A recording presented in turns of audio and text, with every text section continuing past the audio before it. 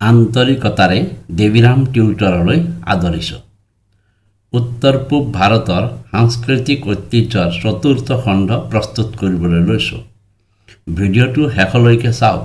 ভাল লাগিলে বা উপযোগী হৈছে বুলি বুজিলে লাইক কৰক আৰু চেনেলটো ছাবস্ক্ৰাইব কৰক। Hi, I am আৰচিউ।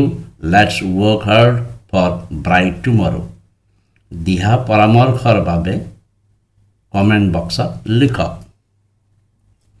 উজনি অসমত মহিলাসকলে নিৰ্জন স্থানত পুৰুষে নেদেখাকৈ কি বিহু পাতে? এ. গছ বিহু, বি. জেং বিহু, চি. হাবি বিহু, ডি. মহিলা বিহু।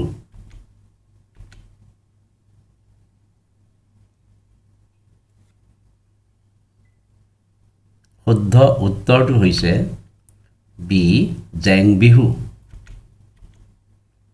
বাগৰুম্বা কোনটো জনগোষ্ঠীৰ লোকনৃত্য? ৰাভাসকলৰ, এ. হাজংসকলৰ, বি. চি. বড়োসকলৰ, ডি. মিচিংসকলৰ।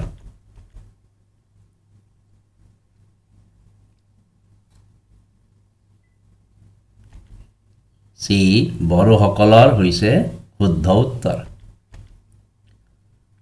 আজিকালি আমি ইটা গাঁঠিবলৈ চিমেণ্ট ব্যৱহাৰ কৰোঁ, কিন্তু প্ৰাচীন কালত অসমত বৰালি মাছ, কণী, বৰা চাউল আদিৰে কি তৈয়াৰ কৰি ইটা গাঁঠিছিল? এ. Cement, B. গুড়ি, চি. কৰাল, ডি. কোনোটোৱে নহয়।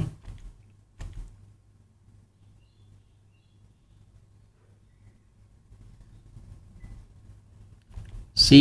কৰাল হৈছে শুদ্ধ উত্তৰ। তলত দিয়া কোনটো ৰাভাসকলৰ লোকনৃত্য হয়? এ. ফাৰকান্তি, বি. জেং বিহু, চি. ঝুমুৰ, ডি. বাগৰুম্বা।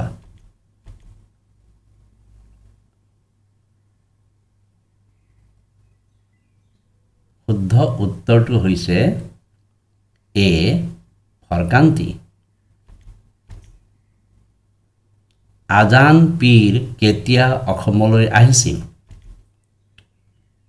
এ. স্বৰ্গদেউ গদাধৰ সিংহৰ দিনত, বি. স্বৰ্গদেউ ৰুদ্ৰসিংহৰ দিনত, চি. স্বৰ্গদেউ পুৰন্দৰ সিংহৰ দিনত, ডি. স্বৰ্গদেউ চক্ৰধ্বজ সিংহৰ দিনত।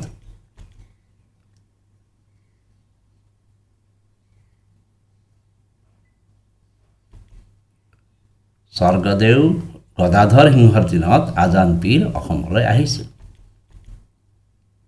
জিকিৰ আৰু জাৰি কি? এ. অসমৰ লোকগীত, বি. অসমৰ ধৰ্মীয় সংগীত, চি. পাহাৰীয়া সংগীত, ডি. অসমৰ চাহ জনগোষ্ঠীৰ গীত।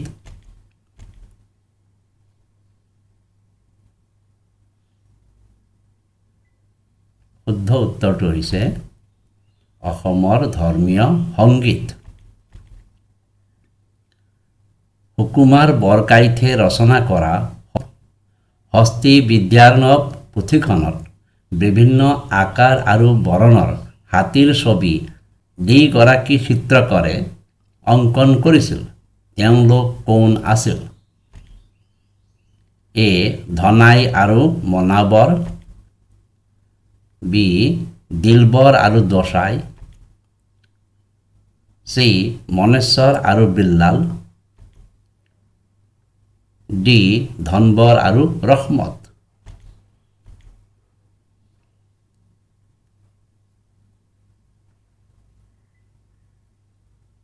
শুদ্ধ উত্তৰটো হৈছে দিলবৰ আৰু দচাই, বি।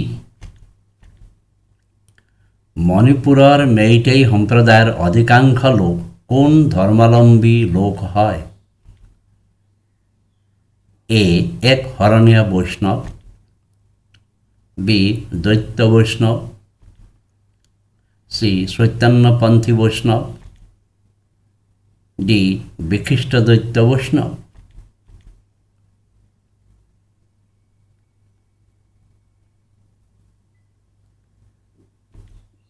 শুদ্ধ উত্তৰটো হৈছে চৈতন্যপন্থী বৈষ্ণৱ।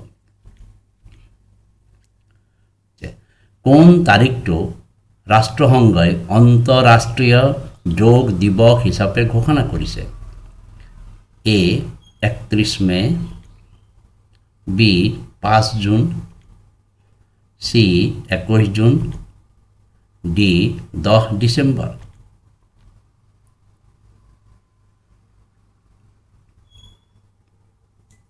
শুদ্ধ উত্তৰটো হৈছে চি 21 জুন। অসমৰ প্ৰথম বাৰ্তালোচনী অৰুণোদয়খন কেতিয়াৰ পৰা প্ৰকাশ পাইছিল?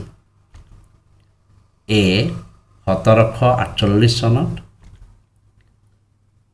বি 1801 চনত, চি 1846 চনত, ডি 1905 চনত।